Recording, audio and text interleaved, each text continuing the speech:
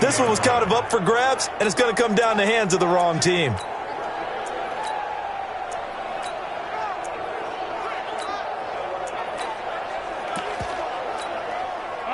The Texans offense ready to go here for their next drive. So, Charles, the season winding down, the playoffs obviously not in their future. As they look ahead to the offseason, what spots do they maybe need to fill?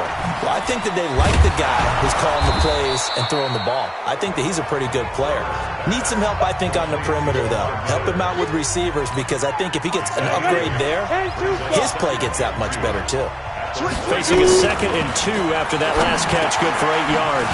It's complete to Hopkins. And he takes us up to the 40-yard line before being corralled. They get 14 on that one, good for a Houston first down.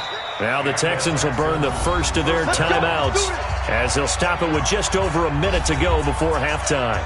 Let's go. 70, Indy. Check right 50. Watch the curl. Watch the curl. Throwing on first down. Herbert, and he fires one that's intercepted. It's the linebacker, Alex Anzalone, and they take over. They'll set up shop at the 46-yard line.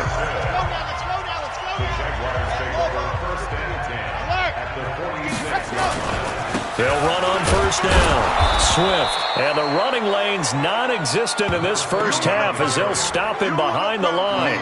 It's a loss of a yard there, and it's 2nd down. He came out ready to play. That's 3 tackles for a loss, Charles, rolling the 2nd quarter. And that's problematic for the guys trying to run offense, because that means he's got a pretty... Blitz coming, and down he goes.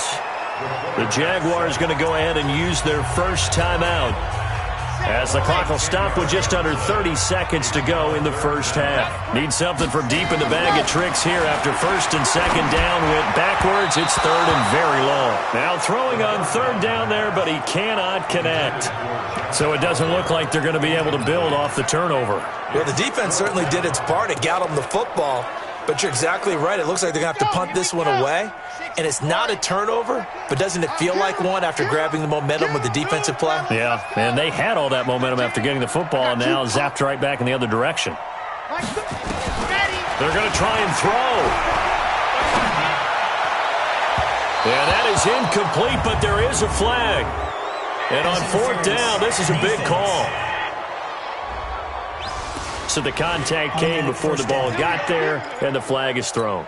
Timing is everything, isn't it? And it's so hard to cover these great receivers. They have such great body control, and they can fake you out. In this case, as you described, got there before the ball. And he's going to be taken down. Pressure gets there back at the 39-yard line. Now the Jags will use the 2nd of their timeouts, as it'll come with 15 seconds to play in the first half. So 2nd and long, and got to be careful not to fall out of field goal range. Completes it to Lee. And inside the 20 before he's brought down. A big one there for the Jags. 18 yards, first down. Now whistles and a timeout with 3 seconds left in the first half. So 3 seconds here remain in the half. On is the field goal unit to see about getting 3 points.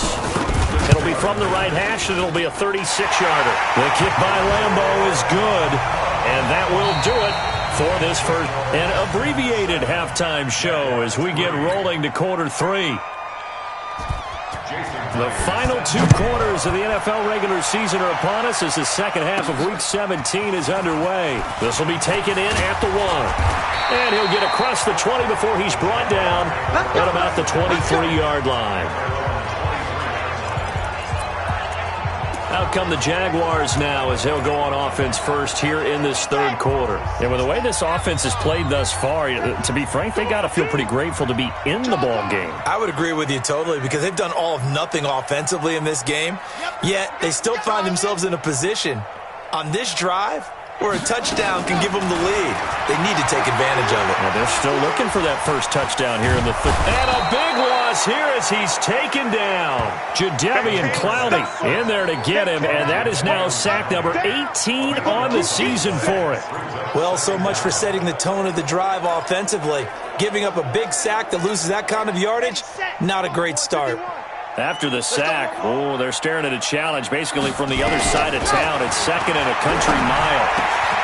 Now this one to his tight end out on the right side. They get 14 back, but it leads now to a third down. Almost not fair. The big guy running the corner route, being able to lean and push and get to where he wants. So how do you stop it? A lot of times you want to have a linebacker on him, a bigger body guy who can handle him physically, but a lot of times that doesn't work as well because his quickness often wins the route. Now the throw on third down, knocked away and incomplete. It appears they're going to come up empty on this first drive of the second half, still down by that slim margin. Yeah, and that's okay. You know, when you sit and analyze it, they're not happy about what happened, having to go to the bench. But this gives them a chance to let their defense do some work while they on the sidelines go over what they're doing offensively and formulate a proper plan. The Texans offense ready to go here for their next drive. They have the lead here. Well, we talk a lot about pregame speeches. What are halftime speeches like? For the most part, not nearly as emotional. They're a lot more clinical. Every now and then, they'll get after you if they think they need to light a fire. But in this case, let's go into the virtual locker room, because here's what I think happened. They got in there and they said, listen, let's take control right away. Defense, we got the lead. Defense, don't give up any points. Turn the ball back over to the offense and let them go down and score and give us more of a cushion in the game. Check so far. Defense shut them down. Let's see if the offense gets done.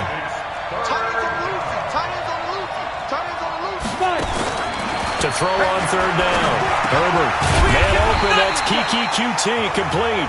Well, this is going to depend on the spot, but it's not a very generous one. He looks to be about a yard or so short. One hallmark of good defenses is understanding the game, understanding positioning, and tackling immediately in the secondary after catches. I think we just saw that on display right there. Got to him before he ever had a chance to think about turning it upfield. The Jags offense now gets set and heads back onto the field. And a tight game after punting last time. See if they can get something going on this drive. As they head to the field now, with the game this close, you've got to feel there's a sense of urgency for them going on offense right now. But they have to do it without letting panic creep in and affect their play. And they're going to get him behind the line yet again as his nightmare afternoon continues. The Jags picking up the first down there, a gain of 12. From the 32 now, here's 1st and 10. Looking to throw. Franks. Open his Swain, the tight end. Give him 9 there on the first down completion. When you execute a drag or a crossing route really well and give them a chance to let it develop a little bit, you can gain some significant yardage hitting your tight end on that one. On second down, Swift. And he'll get up to the 43-yard line. 2 yards, good enough for a first.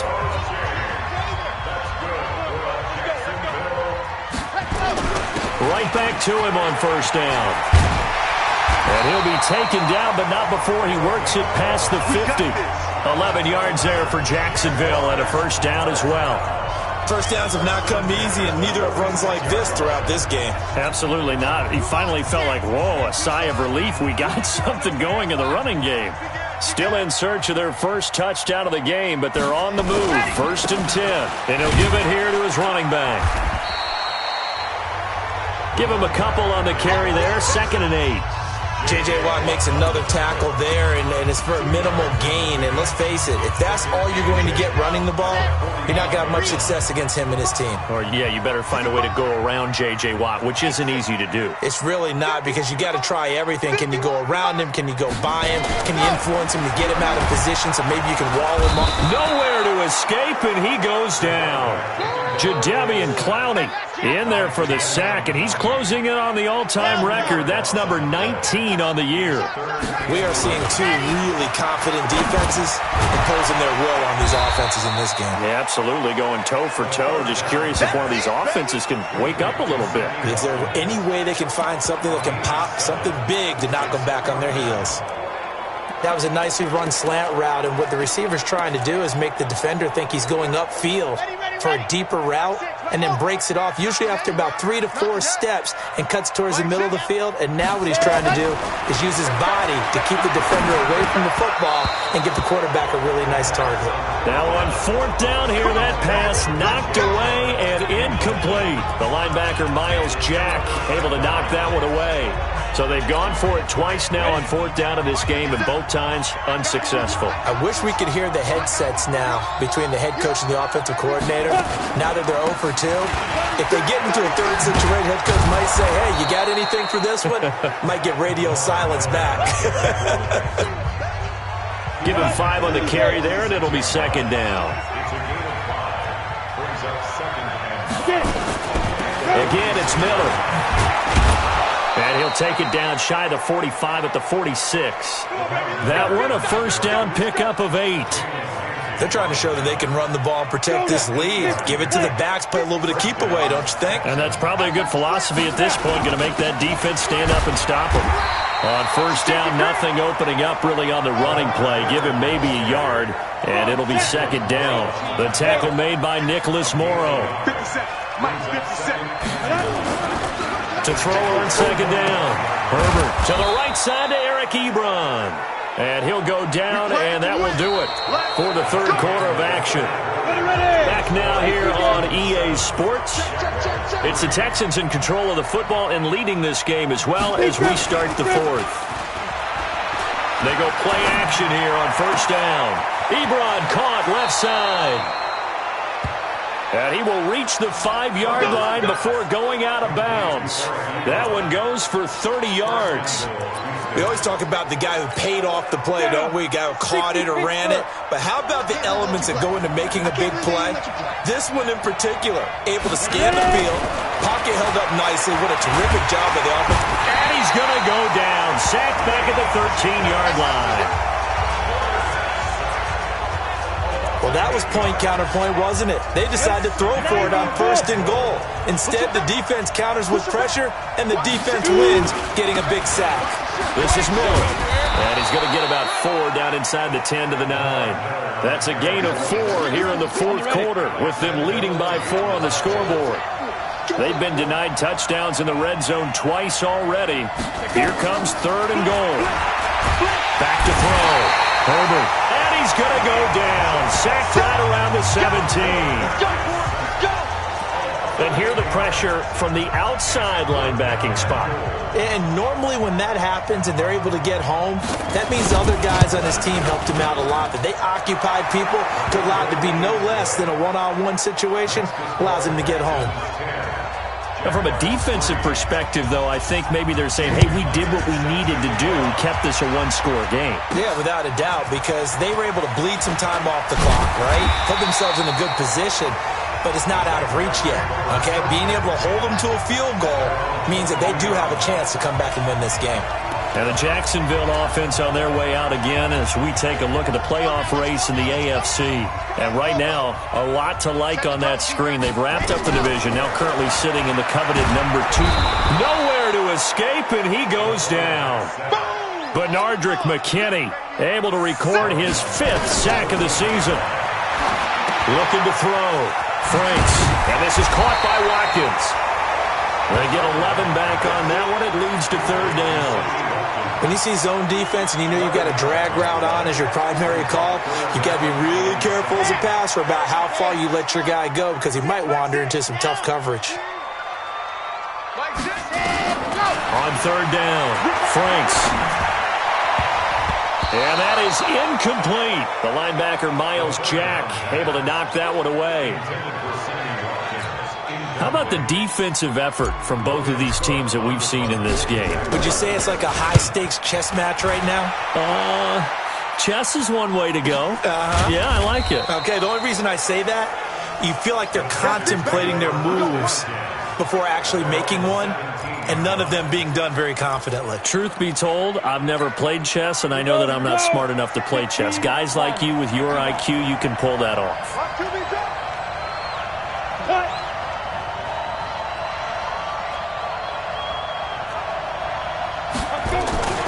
They begin with a run by Miller.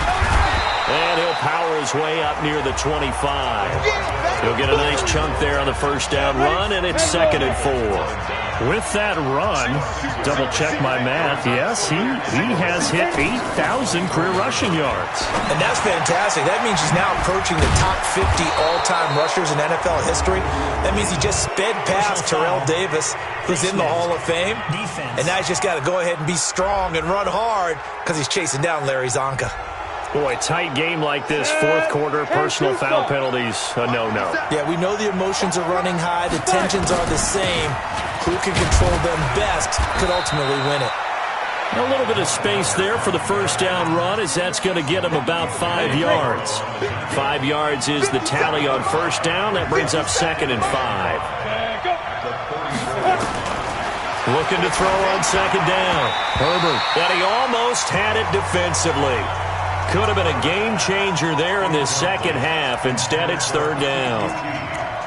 How good has he been throwing the football, though? And despite that incompletion, that's just the 3rd time he's been off target this entire game. And, Brandon, I've been on the other side of this equation, trying to defend a guy who's been this hot, and it chips away at your confidence. And when you're not confident when you're trying to defend, it makes you slower to the football, and it leads to more completions for them. That winds up being a 4-yard loss and leads to 4th down.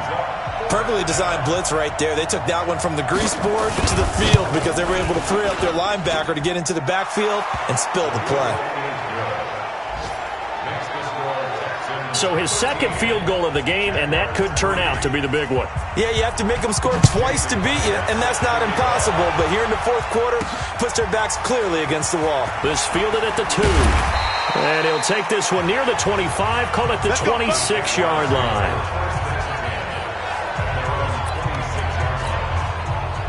The Jacksonville offense set to begin their next drive. And they're coming off a 3-and-out, my friend. I think they've got to look at that play sheet and go to a spot that they haven't gone before.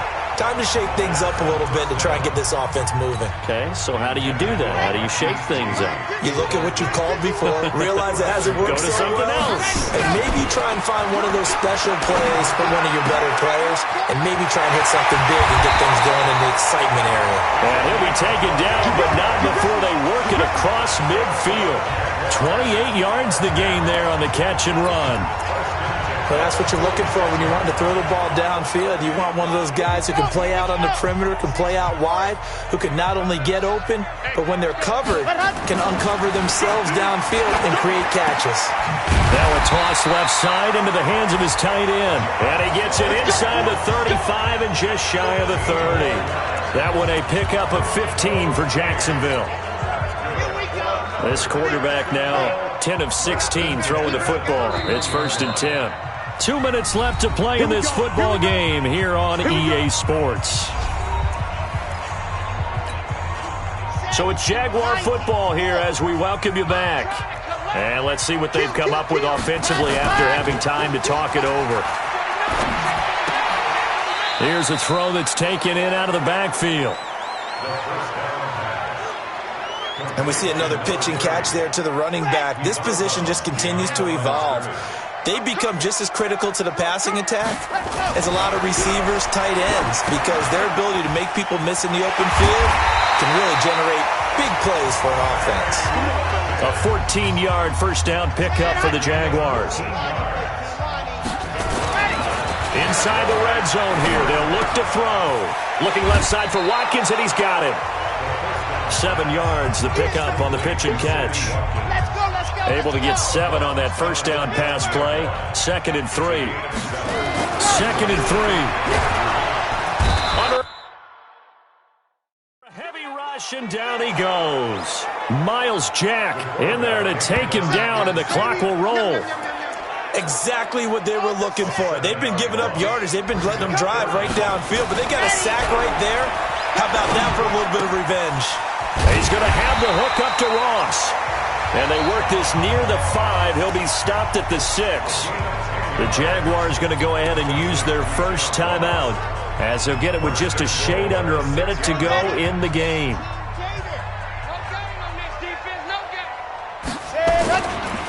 They'll try and run for it on 1st and goal. And he's going to be met at the line of scrimmage and taken down. No gain on the play that time, and it sets up 2nd and goal. They come up here with another shot from the 6-yard line, and it's 2nd and goal now. 2nd and 6. Rush coming, and he's taken down. Now the Jags will use the 2nd of their timeouts as they get it right at the 32nd mark of this 4th quarter. You got to think this is likely 4-down territory anyway, but they'll try to punch it in now on 3rd and goal. Now a give right side. Swift. And it looks like he'll be just a yard shy of the 5 here as he's out at the 6. It's a decent gain on the ground. Call it 6, but it still leaves him with a ways to go on 4th and goal. The field goal doesn't help. They're going to go for the 6 here on 4th and goal. Mike 6. Mike 6. What's the run? They're running it. Chance. Hayward. Hey, check Mike. Mike 6. And go. On 4th down, Franks. And he takes this one into the end zone, and all of a sudden, here in the final minute, things get a little bit tighter. I'm not sure win-win is the proper term here, but it certainly felt like it. They got the touchdown they needed, but if I'm on the defensive side of the ball, okay, you got the touchdown, but it sure took you a long time. Yeah, because offensively, there, you're probably hoping for a 1 to 5 play drive. That one ate up a little more time than they were hoping. You're exactly right, and if you have that 1 to 5 play drive, you actually build up momentum and even more hope. When they had to slog their way downfield, they got the touchdown, but it's almost like, yeah, you know, doesn't feel right. Exactly.